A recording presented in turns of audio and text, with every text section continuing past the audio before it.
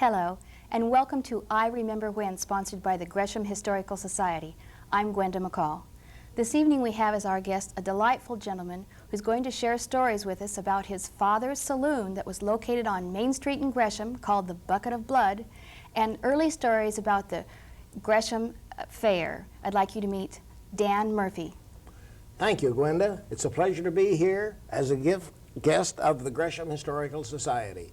Before we get into the stories about the saloon, I'd like to go into a little bit about your background. Now, when did your folks come to Gresham, Dan? They arrived in Gresham in 1911. They were married in 1907 in South Bend, Washington, lived there 4 years, then moved to Gresham in 1911, and lived originally in the Hornish Apartments, which is midway between Miller and Main Street, now torn down. From there, they moved around the corner to the northwest corner of 2nd and Main Street, which is a confectionery store and restaurant with room upstairs. Then from there they moved down on 2nd Street to another house and then bought an old farmhouse on the corner of 1st and Miller. And that's where you were born and raised, on 1st and Miller, right? I was actually born at the old St. Vincent's Hospital, but I was born and, let's say, raised in Gresham for all practical purposes. And that home is no longer there now, correct? What is there now on 1st and Miller, where you were raised? On the corner of 1st and Miller, where the old farmhouse used to stand, is Dr. Quall's optometric clinic, and in the back of it is Dr. Pedersen's dental clinic. All right. I have two pictures I'd like to share of you as a baby. These are just delightful. The first one, you are 2 months old with your mother, and my 10-year-old son was quite interested that this was a picture of a boy in this white dress here. And in the other one, the baby in the basin. That is me, 6 months old. And in your album that you brought to share with us, I'd like to share this one picture of you and your mom and Dad in front of the old house, and you're 6 weeks old. That is correct. Can you tell us a little bit more about your parents? Well, after they moved to Gresham, my father used to buy and sell horses. He bought the saloon, better known as Murphy's Bucket of Blood, and I'm not sure where that name stems from, but I think it's from Old English, which refers to a pub in England. But there were never any fights that transpired in there because he ran a pretty tight ship. But it was known as Murphy's Saloon or Bucket of Blood, and it was a combination pool hall and tavern. He bought it in 1927 or 28, I cannot remember exactly when, but that was during Prohibition, and the best that they could sell was near beer and soft drinks. I shall never forget, in 1933, when Prohibition was repealed, he got 2 kegs of real beer. It was 3.2% alcohol. And such a crowd in that place you wouldn't believe. Those 2 kegs of beer sold out in 3 hours. Oh, I bet. That would have been a great party. It was. Now, did you go down to your father's saloon and do odd jobs? Yes, he used me for a lot of free labor. He was tighter with his money than Kate Smith's girdle. It was tough trying to get 10 cents out of him to attend the local movie on Saturday night. And did he have you run errands? Oh yes, all the time. He served hot dogs and ham sandwiches and cheese sandwiches. And buns were 20 cents a dozen, but because he bought so many, he got them for 16 cents a dozen. Now, he never kept the pennies in the cash register. They were in a little jar next to the register. So he'd say, "Son, count out 16 pennies and run down and get a dozen buns." Well, he never double-checked me on the count, and there were always more than 16 pennies came out of there, and I would stop at the local confectionery on the store to purchase a few goodies to eat on the way. Now, let's retrace our steps a little bit here. When you went to get the buns, I think the location is still existing, correct? That is correct. It is that white frame building on Main Street on the west side of the street. It is now known as Fran's Thrift Bakery, and the bakery was owned by a man named Teddy Van Donny. And then on your way back, you stopped and purchased the candy where? where what is now? What? Where it is now is McBain's Drugstore. McBain's Drugstore. I'd like to show this large picture. Now, this was taken shortly before your father purchased the saloon. This is looking north on Main Street, and on the left, where you see the First State Bank, that is no longer there, correct? It's just a parking lot now? That is correct. The It has parking been lot? torn down. But on the right is the Gresham Rexall Drug, still owned by the Dowsett family. That is correct. And that and my father's old pool hall and tavern, which is now known as Miller's Gresham Inn, are the two only remaining buildings that are still selling the same type of merchandise. Oh, for heaven's sake. Now, this says billiards. Now, when your father purchased the store, did he change the store at all? The saloon, I mean. Did he change? Only the name. He bought from a man named Kenneth Roberts that said billiards. So after he bought it, he had the name changed by a house painter who did lettering and so forth, named Ezra Thomas. So it was known as Murphy's. Mm-hmm. But it had the nickname of the Bucket of Blood. Now, you said there were never any fights or anything like that there. Were No. women allowed in the saloon?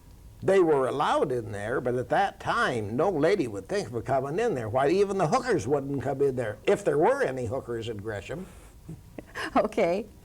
You took me inside the saloon last week, which is now, as you said, Miller's Inn, and I saw the same backboard that was in there when your father ran the saloon and when you were a young boy in there. Yes, that is still the same back bar. Back bar, thank you. It has the two columns of wood and then all the carvings across the front, the big mirror. It was just fascinating. I felt like I was stepping back in time. You are, and that is a very valuable collectible or antique now, but I'm sure it is not for sale. And what change has been made in the saloon now? Is it larger than it was then? Yes, it was, because when I took you back there, I showed you where the carpet ended and the cement began. Mm-hmm.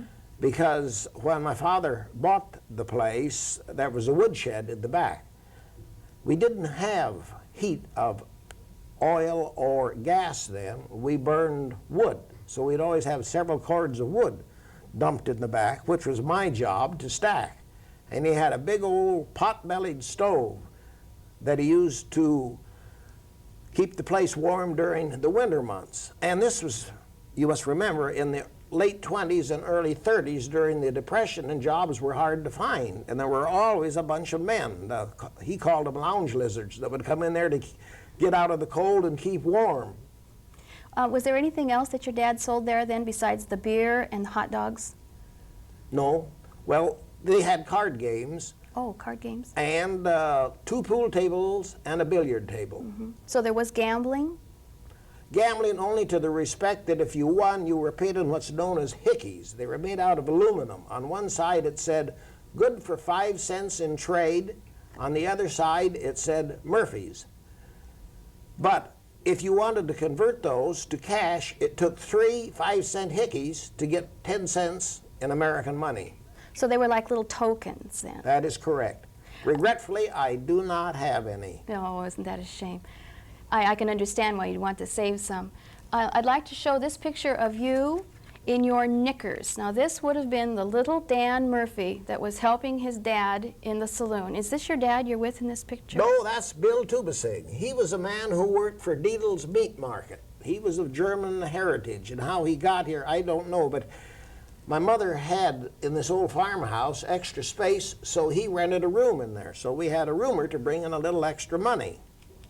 Now, your mother was of German heritage, and Correct. She would go there to shop.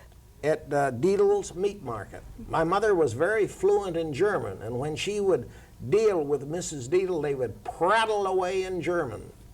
And when my mother would get mad, she used to call me some of the names in German. To the viewing audience, they will recognize this, verdammte Hut. I will not translate that, but the German viewers will know what that means. Did she have any little phrases that she liked to share with you? Oh, yes, she instilled in me a German phrase, ich kann alles machen, which literal translation means I can do anything or I'll find a way to do it. That's great. And then the other part of your heritage is Irish. Irish. That's where the name Murphy comes from. all right. Were there any characters that hung around the saloon? Yes, there were several.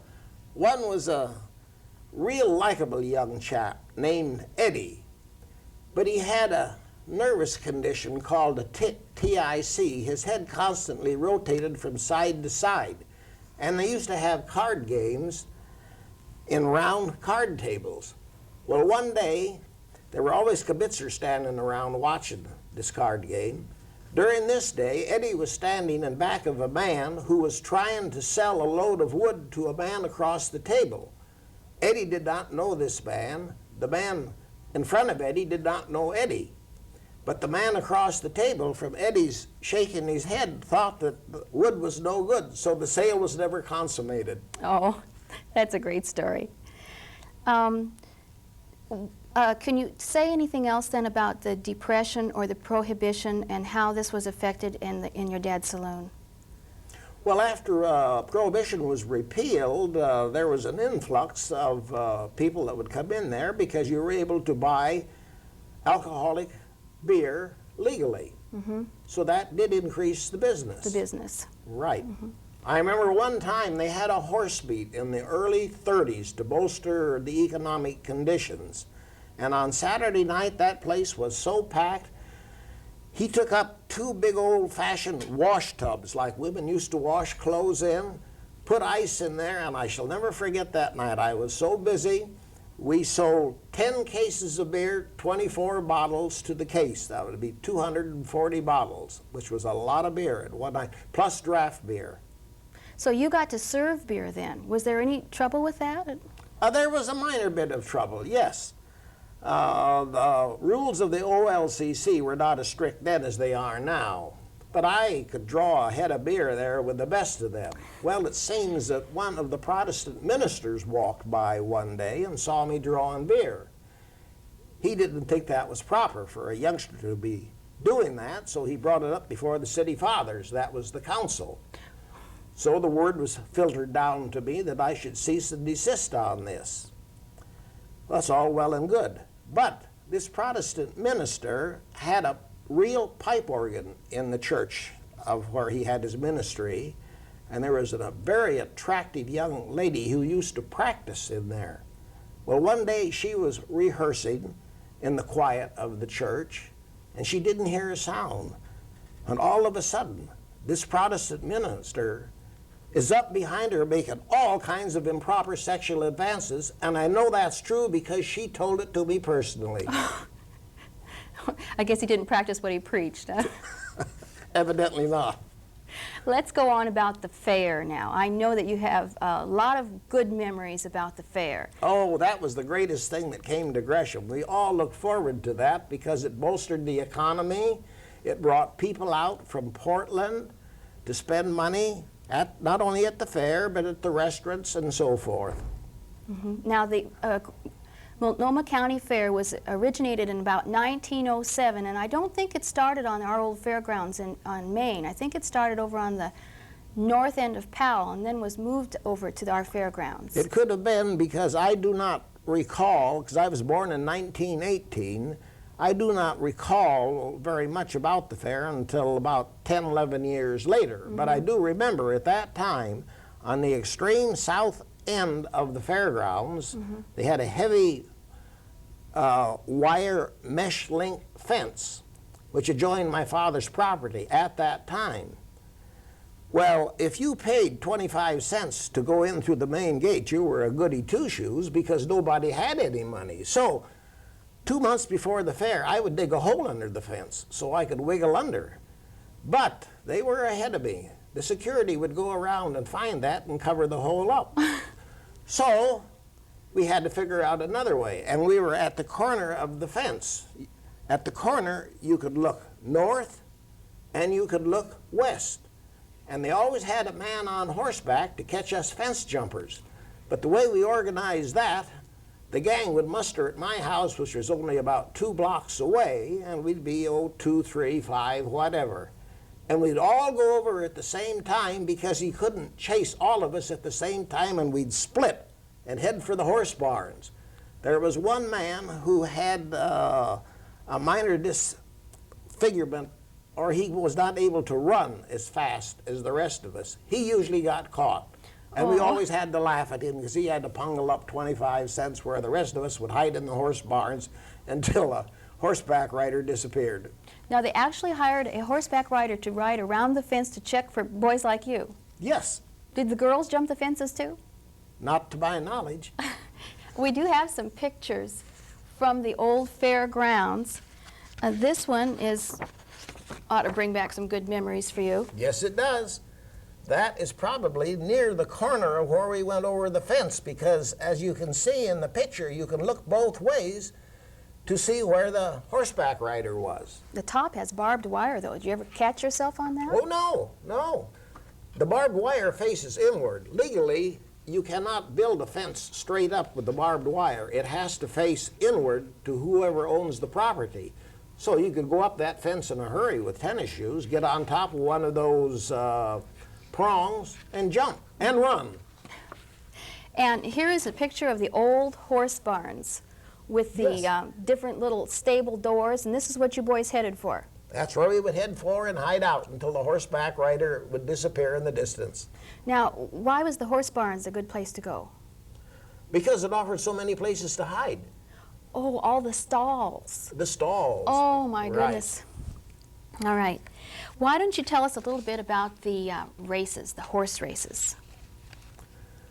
Well, they had pari-mutuel betting, and the track announcer was a man named Eddie Killian, who used to hang around my father's bucket of blood. And they got acquainted, and my father invited him down to the old farmhouse, and as we got better acquainted, they needed a press box messenger. I was 15 years old then, so Eddie Killian was instrumental in me getting this job. I went to work around noontime, and my job was to go over to the jockey room and get overweights of the jockeys, run errands for the writers. L.H. Gregory of the Oregonian was alive then. George Burtz of the Journal was alive then. I remember them well. And there was always a big wash tub sitting on a table with a big chunk of ice and a case of Schlitz beer.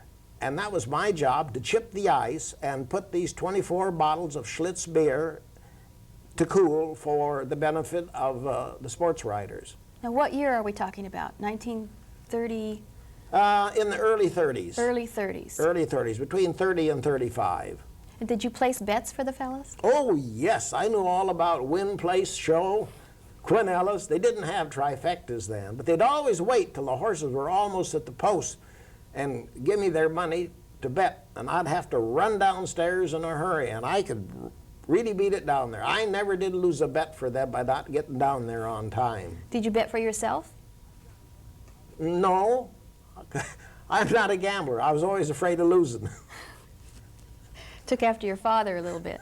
More or less. Now, we have here a picture of, why don't you go ahead and say who this is? Yes, that is Jimmy Moore. Jimmy Moore and Lynn McKeel started a combination pool hall and tavern right after the war in 1946. They have since moved down on Main Street, and it is now known as the M&M. But the name M&M comes from Lynn McKeel and Jimmy Moore. And Jimmy Moore used to race horses years ago. And that is he on the horse. That is Jimmy on the horse. And we have a picture of the grandstand that you would be up in then with the reporters. Yes, at this far corner you can see a little raised area. On the right-hand side. On the right-hand side. That was where I would run down to place the bets and do other errands. The press box was on the opposite side of the grandstand. You cannot see it from this angle. And this picture was taken later. It looks more like the 40s. But the people are watching a show. It looks like an acrobat show. Yes, they did have free entertainment. That was part of the admission price. All right. And I have a really darling picture of you when you're about 15 years old. Oh, yes. That's Miller Street in back of us when it was nothing but a 10-foot wide alley. That young lady was some friends of my parents who were up visiting from California. I do not remember her name. Can you tell us about any other races that they used to have there at the fairgrounds besides the horse races? No, that's all they had was the parimutuel races, except they had the Ford and Pig races. The Ford and Pig? Ford and Pig races. Model T Fords only were allowed. And the way that came about, they'd tow a pig pen about 20 feet square out onto the racetrack. And they'd have, 25 or 30 porkers in there that weighed around 25 to 30 pounds. And the car had to be a Model T, so they would stagger the cars so each driver was equidistant from this pen of pigs. But 2 or 3 of the pigs had greased bellies, but you didn't know which one. You'd get your car all set to go with the crank set and so forth. At the word go, you'd run, that is these drivers, they would run, jump into the pig pen, grab one of these porkers, and you could imagine a squealing, wiggling porker, and especially if you got one with a greased belly. But you had to have that pig under your arm when you started your car. You drove around one lap, stopped, dropped that pig back in the pen, took out another one, and had to make a second lap. Numerous times I have seen 2 cars coming down the final stretch, neck and neck. And an old Model T Ford, the middle pedal was reversed. They didn't use the brake. As they got close to the pig pen, they would throw it in reverse, and that thing would throw dirt so fast, but you could stop a lot quicker. And you had to get your pig in there first. And first prize was $15, which was a lot of money then because the hourly wage was about 20 to 25 cents an hour. Second prize was $10, and third prize was $5. But it was funny at that start when those porkers would get away. Sometimes the driver would lose control and crash into a fence. But of course, those Model T Fords didn't go very fast. Some of them had souped up Model Ts on the backstretch. I would guess that they were going probably as fast as 45 miles an hour. With a pig under your arm? With a pig under your arm. That had to be under your arm during both of these laps. Now, Model Ts, those are the ones that you crank. So you actually had to hang on to this pig and crank the engine to get it going. You told me a story about one fellow who pulled his car over and did something with the pig that really brought the crowd down. Yes. His name was Arlie Hornish. Over at the far northwest corner, he pulled over there and stopped, and we couldn't figure out what was going on. Finally, about 10 minutes later, he comes back. He finished last, of course, and what he'd done was put a diaper on the pig. Oh, that's great. Let's show some of the other pictures that we have here of the fair. This one must be close to the 50s because of the cars. But in the right-hand side, the far right-hand side, it says horse stables. Now, what mountain is this in the background? Which direction are we looking here, Dan? That is the Gresham Butte that you see in the far distance. But we call it Walters Hill now. Apparently so. I haven't lived in Gresham for so long, I know names have changed. But that was a free stage show, which is part of your admission. Mm-hmm. And to the left where you see those banners, that was the poultry building. Mm-hmm.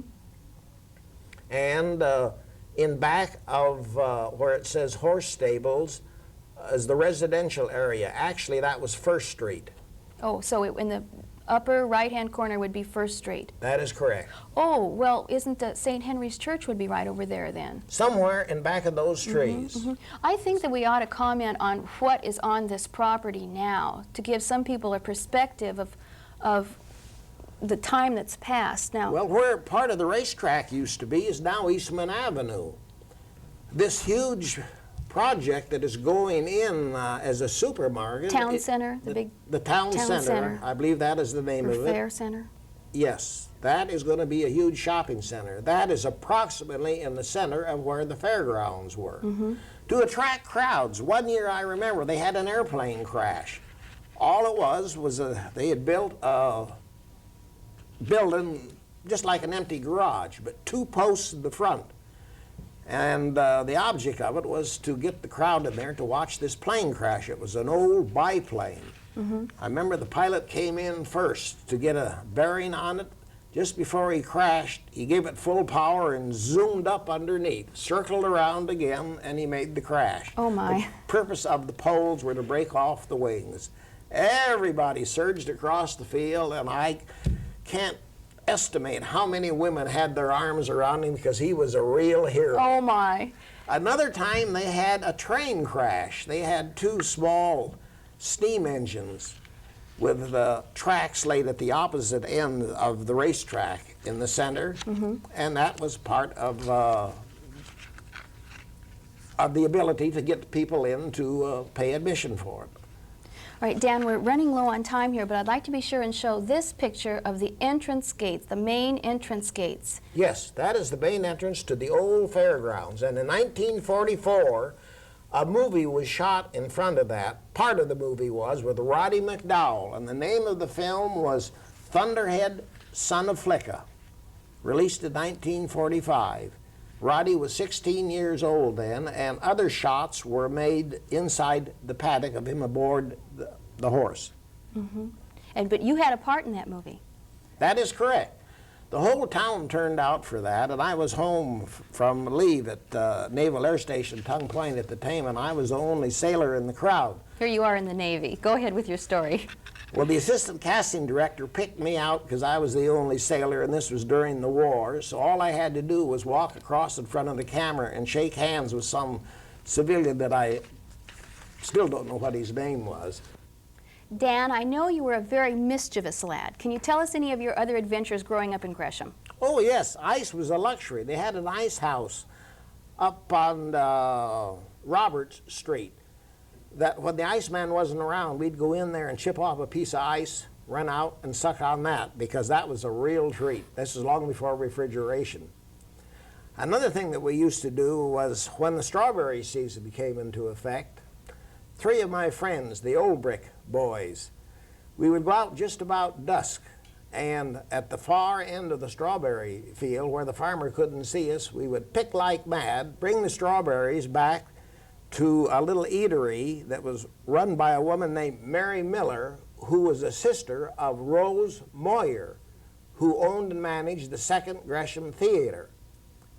Well, we really weren't hyping the berries. We felt we were doing the farmer a favor by thinning his crops so they would grow more. Oh, sure. Well, Mary Miller would give us the ice cream and we would share the strawberries. She didn't ask where they came from and we didn't tell her, but we certainly enjoyed strawberries and ice cream. And Dan, I've really enjoyed having you as our guest this evening. Thank you so much. Thank you and good evening. I'd like to remind our audience that the Gresham Historical Society is not the only historical preservation organization in our area. If you are interested in helping to preserve the past for the future, why don't you get in touch with your Chamber of Commerce and have them direct you to your local historical organization. Get involved. I'm Gwenda McCall. Thank you for joining us.